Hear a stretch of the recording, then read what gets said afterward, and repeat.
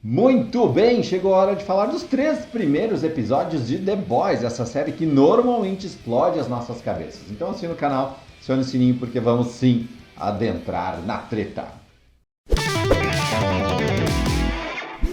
Isso mesmo, galera. Os primeiros episódios de The Boys já estão entre nós. Você já viu vários canais comentando e a gente vai também comentar na medida do possível essa série que normalmente traz cabeças explodindo, entranhas explodindo. O Hugh, nosso querido amigo que o diga, né?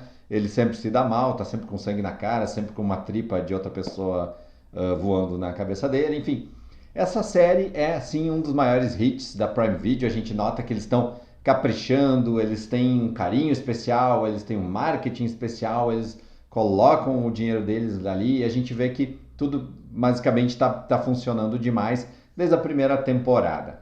Eu tenho aqui sérias críticas à série, principalmente depois da segunda temporada, porque na primeira temporada eles nos contaram uma ideia e um grupo que ia começar a caçar os supers, mas aí no final eles se desmancham. Aí na segunda temporada se reúnem de novo e no final eles se desmancham. Então, como a segunda temporada terminou, ela ficou muito parecida com a primeira e a gente parece que não evoluiu na história, né? No entanto, nesse primeiro episódio da terceira temporada, ela meio que entrega um final que poderia ter sido dado, as dicas poderiam ter sido dadas no final da segunda temporada, porque a gente vê a evolução deles, enfim, né? Eles agora estão em outro patamar, eles estão em outro nível e eles sim evoluíram. Isso não ficou claro no final da segunda temporada, quando eles mais ou menos ficaram diluídos novamente. Então, essa é uma crítica que eu faço logo de cara a esses primeiros episódios, embora eu tenha gostado demais, e eu acho que é meio consenso.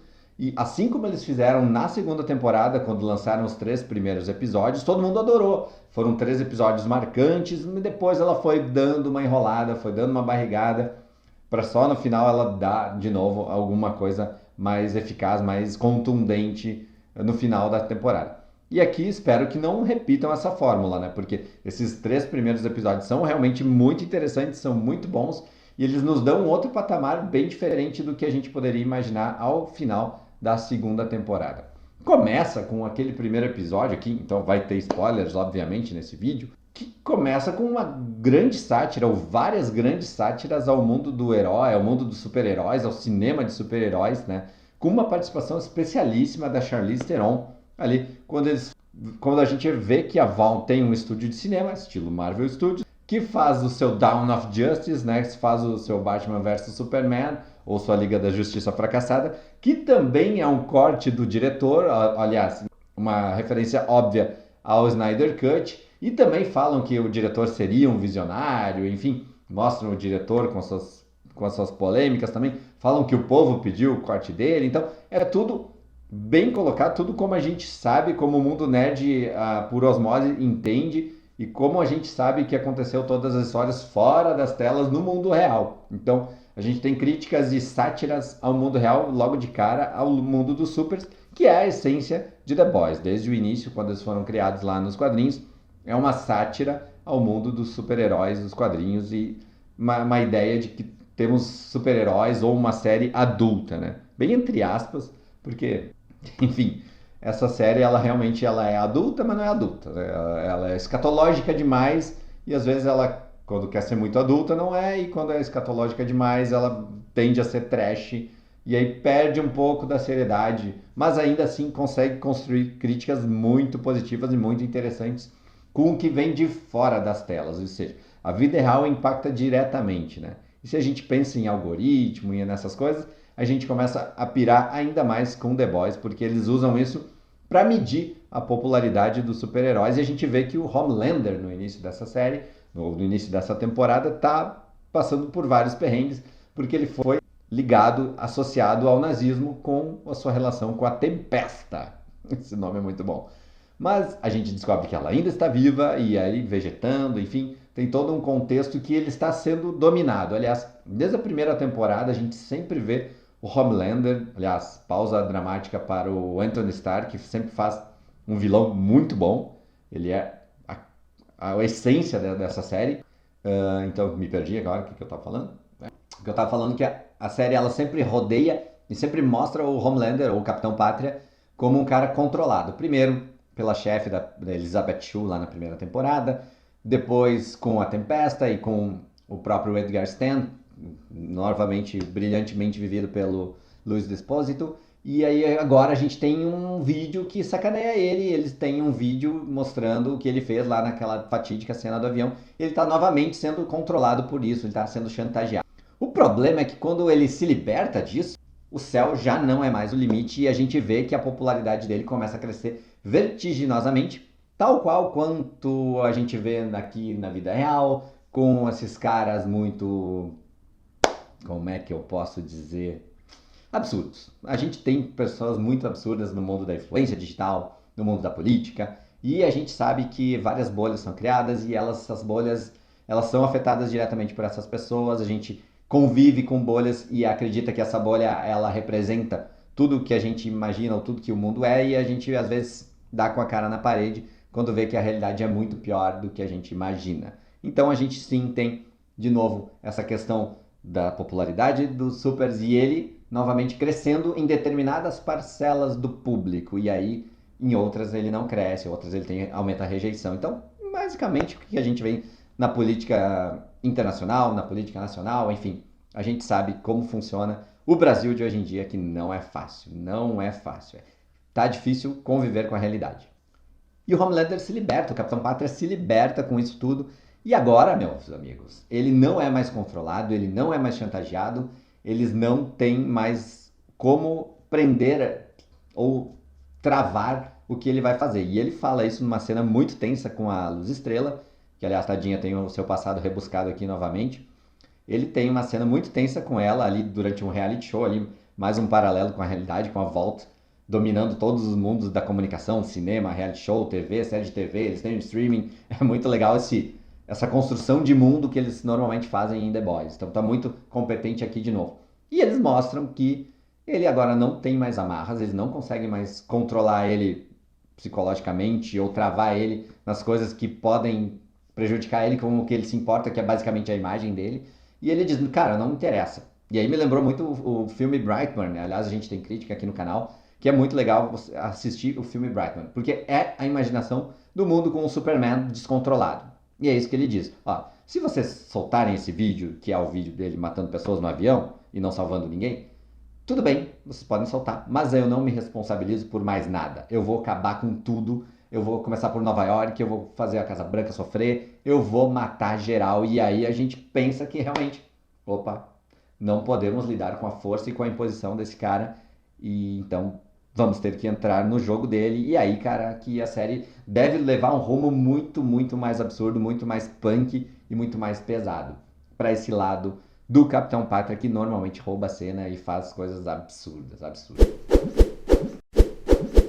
Eu não posso deixar de mencionar também outra clara referência àquelas teorias da internet que eles jogam logo no primeiro episódio, quando os garotos, os boys, estão caçando algum super ali no submundo. E ele é um cara chamado Cupim, e ele é basicamente a referência ao Homem-Formiga, ele cresce e diminui. E o que acontece ali? Ele tá numa cena com o namorado dele e eles vão ter uma relação bizarramente, eles querem que ele entre neles, né? E aí a gente tem basicamente tudo que a gente viu naquela teoria do Homem-Formiga, que poderia matar o Thanos de dentro para fora, e é aquilo, escatologicamente feito, mostrado, desenhado, gravado, filmado, explodido e com toda a forma que The Boys sabe fazer, com muito sangue na tela. Bizarro demais, mas eles fizeram isso sim. E novamente, a internet ajudou a construir uma série, ou colocar dentro de uma série um motivo, ou um boato, ou uma coisa que se construiu no fandom dentro como uma sátira aqui. Então, o Cupim, bizarro, é muito bizarra aquela cena, então vocês já devem ter assistido. Sim, eu não poderia deixar de falar que essa cena do Homem-Formiga entrando no Thanos, eles construíram de uma forma um pouco diferente, mas igualmente bizarra. E a gente tem também uma volta ao passado, porque a gente tem o Soldier Boy, a referência ali clara ao Capitão América, na guerra, também mostrando como os supers, os Zé Manés, que estavam sendo criados pela Vault, eles basicamente tinham poderes e foram colocados na guerra, não sabiam nem o que fazer lá, começaram a matar os próprios amigos, enfim. Uma cena divertida de assistir também, mas trágica para se pensar o o que os supers no mundo real poderiam fazer, não quero nem pensar direito aqui, mas enfim. Outro núcleo legal de acompanhar é do próprio Huggy, que o Huggy é engraçado até de falar, né? Mas ele descobre de maneira muito trágica que o trabalho que ele vem fazendo é basicamente inútil e ele também está sendo comandado por algum super. Ele descobre que a congressista que explodiu cabeças na temporada passada continua explodindo cabeças e é realmente uma super que está ali ajudando também a grande empresa que ele quer combater. Então é um momento bem tenso também que ele descobre isso, bem legal e que coloca ele numa outra situação. E o próprio Billy Bruto que está sempre naquela efervescência, aquele conflito pessoal de acabar com os supers, mas ele sabe que ele não é capaz de fazer isso. Então quando surge a oportunidade de usar um composto V que dura 24 horas, ele realmente acaba usando e acaba indo atrás de um super e acabando com o super.